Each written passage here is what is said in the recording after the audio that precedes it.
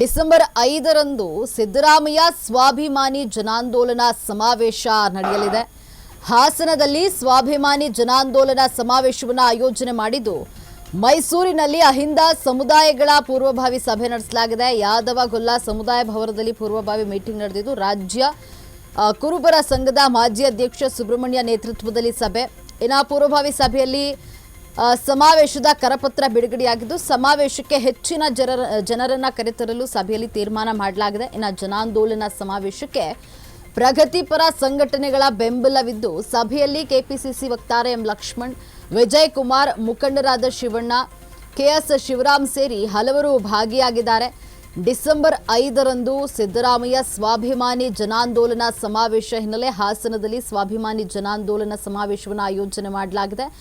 ಮೈಸೂರಿನಲ್ಲಿ ಅಹಿಂದ ಸಮುದಾಯಗಳ ಒಂದು ಪೂರ್ವಭಾವಿ ಸಭೆಯನ್ನು ನಡೆಸಲಾಗಿರುವಂಥದ್ದು.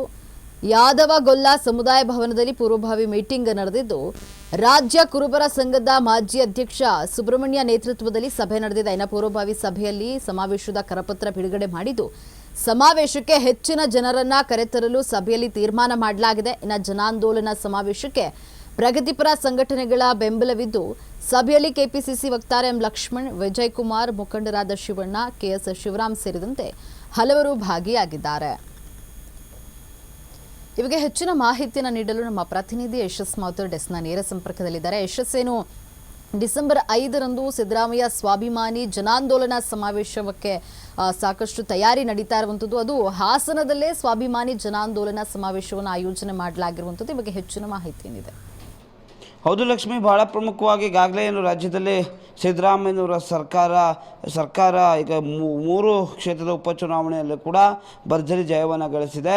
ಹಾಗೂ ಈಗಾಗಲೇ ರಾಜ್ಯ ಸರ್ಕಾರದ ವಿರುದ್ಧ ವಿರೋಧ ಪಕ್ಷಗಳು ಸಾಕಷ್ಟು ರೀತಿಯಾದಂತಹ ಆರೋಪಗಳನ್ನು ಮಾಡ್ತಾ ಇದೆ, ಹಗರಣಗಳ ವಿಚಾರವಾಗಿ ಕೂಡ ಚರ್ಚೆ ಮಾಡ್ತಾ ಇದೆ, ಸಾಕಷ್ಟು ಟೀಕಾ ಪ್ರಹಾರ ಆಗ್ತಾ ಇದೆ.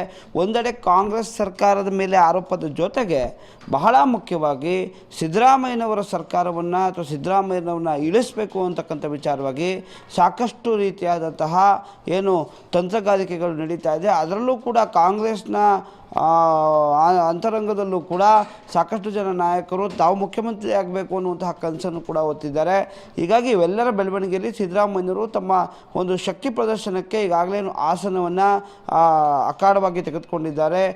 ಹಾಸನ ಇದೊಂದು JDSನ ಭದ್ರಕೋಟೆ ಇರುವಂತಹ ಕ್ಷೇತ್ರ. ಅದರಲ್ಲೂ ಕೂಡ ಹಳೆ ಮೈಸೂರು ಭಾಗದಲ್ಲಿ ಹಾಸನ HD ದೇವೇಗೌಡರ ಕರ್ಮಭೂಮಿ. ಹೀಗಾಗಿ ಈಗಾಗಲೇ ರಾಜಕೀಯ ಎದುರಾಳಿಯಾಗಿರುವಂತಹ ಕುಮಾರಸ್ವಾಮಿ ಅವರ ಪುತ್ರನನ್ನು ಈಗಾಗಲೇ ರಾಮನಗರ ಚನ್ನಪಟ್ಟಣದ ಉಪಚುನಾವಣೆಯಲ್ಲಿ ಸೋಲಿಸಿದ್ದಾಯಿತು. ಹೀಗಾಗಿ ಇದೊಂದು ರೀತಿಯಾದಂಥ ರಣಕಹಳೆಯನ್ನು ಹೂಡೋದಕ್ಕೆ ಅಥವಾ ರಾಜಕೀಯವಾಗಿ ನನಗೂ ಕೂಡ ಶಕ್ತಿ ಇದೆ ಅಂತೇಳಿ ಶಕ್ತಿ ಪ್ರದರ್ಶನ ಮಾಡೋದಕ್ಕೆ ಈ ಒಂದು ಕಾರ್ಯಕ್ರಮವನ್ನು ಸಿದ್ದರಾಮಯ್ಯ ಅವರ ಆಪ್ತ ಅಭಿಮಾನಿಗಳು ಆಯೋಜನೆಯನ್ನು ಮಾಡಿರ್ತಕ್ಕಂಥದ್ದು.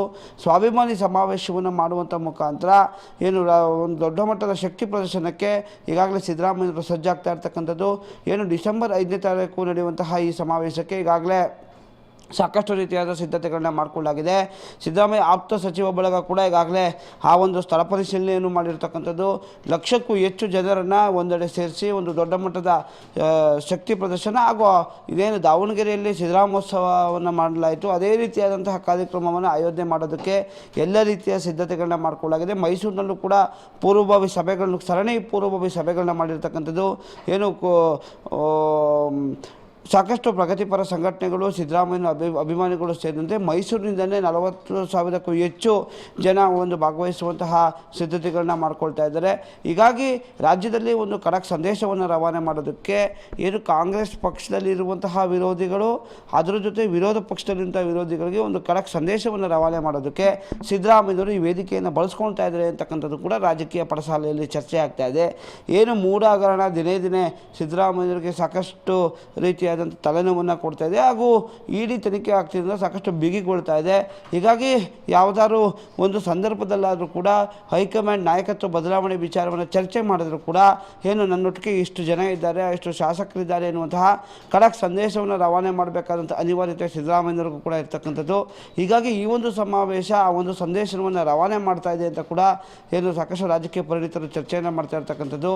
ಹೀಗಾಗಿ ಈ ಒಂದು ಕಾರ್ಯಕ್ರಮ ಯಾವ ರೀತಿಯಾದ ಯಶಸ್ವಿ ಕಾಣುತ್ತೆ ಅಂತೇಳಿ ನೋಡಬೇಕಾಗಿದೆ ಲಕ್ಷ್ಮಿ. ಧನ್ಯವಾದ ಯಶಸ್ ನಿಮ್ಮೆಲ್ಲ ಮಾಹಿತಿಗಾಗಿ.